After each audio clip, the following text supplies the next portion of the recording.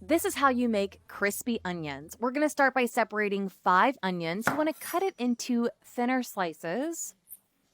And I would say when choosing your onions, the bigger your onions, the better.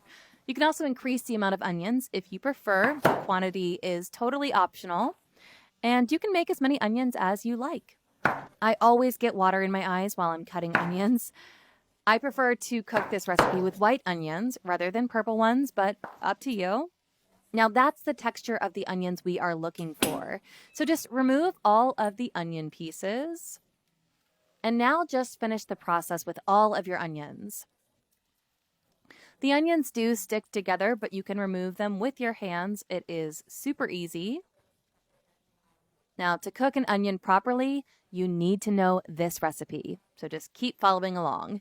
You can cook and prepare perfect dishes with onions, and you will be amazed by these onions. Now, do remember to cut them into thinner strips. If you're going to serve your onions at a barbecue, you want to cut them into larger shapes and put them on the barbecue. The taste of roasted onions is perfect, and it just goes so well with meat. So keep cutting until you have as many onions as you need. Once you've finished, this is the result you are looking for. I'm going to go ahead and fry the larger pieces of onion. If your onions are very large, give those the preference. And now we're just going to fry them up. So the next step is to put the onions in wheat flour.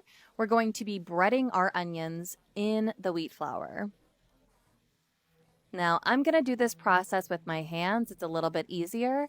For this recipe, I do recommend using white onions. Great flavor. Purple onions have a bit more of an intense flavor. The white onions are going to be a bit milder and friendlier. You'll see too that for this recipe, you don't need to put the onions in eggs. Now, the next step is to put the onions in a sieve.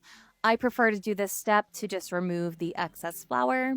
And we're just going to add the onions to the sieve and stir. Now, let's go ahead and fry. So, I just repeated the process with all of my onions and removed the excess flour. Then just put all of your onions to fry in hot oil. Spread the onions out in your pan really well and just fry for a few minutes over a nice medium heat. Now that's the color that we are looking for in our onions. So we're just going to turn off the heat and go ahead and remove the onions. You want to remove the onions and the excess oil, but look at this. This onion is perfect. And that's it. I think we should go ahead and taste one. I love the taste of this onion recipe. It is so, so good.